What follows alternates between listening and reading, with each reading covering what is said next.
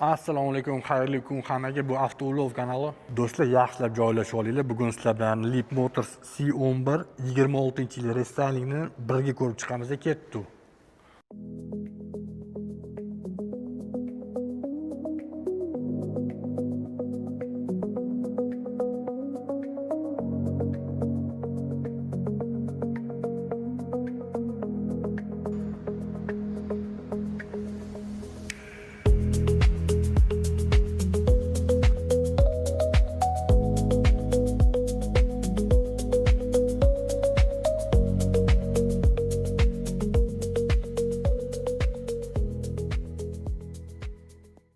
Avtoulovimizda radar kamera bilan jihozlangan, avtopilot, avtoparkovkaga ega.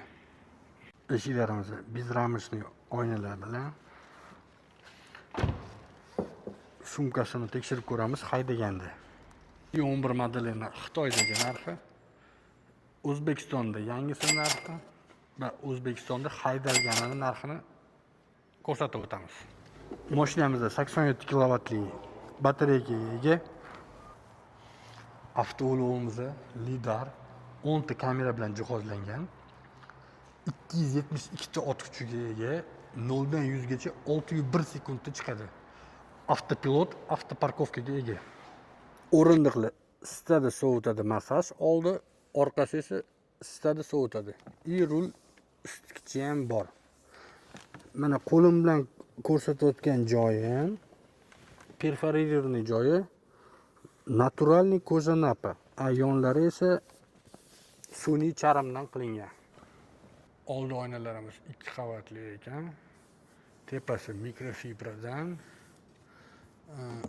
Bu yog'i plastmas, tipi поддерживы. O'zini 21 ta kolonkasiga ega ekan. Bu yoqlari koja zam, sun'iy charm. Eshik ochadiganlarimiz bu yerda. Bu yerda mexanichkisi. Bu yoqlari полный plastmas ekan. Rulimiz полностью koja napa bilan qoplangan. O'rtasi yumshoq plastik ekan. Knopkalar g'ildirakli.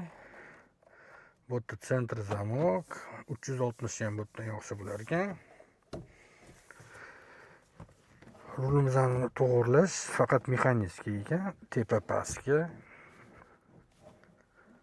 Operator menga qarab o'ring-da. Bu videoni haligacha Xitoy mashinalarining sifatiga ishonmaydigan, Xitoy mashinasi unaqa sifati, bunaqa deydigan traktorda yuradigan traktoristlarga jo'natib o'ringlar.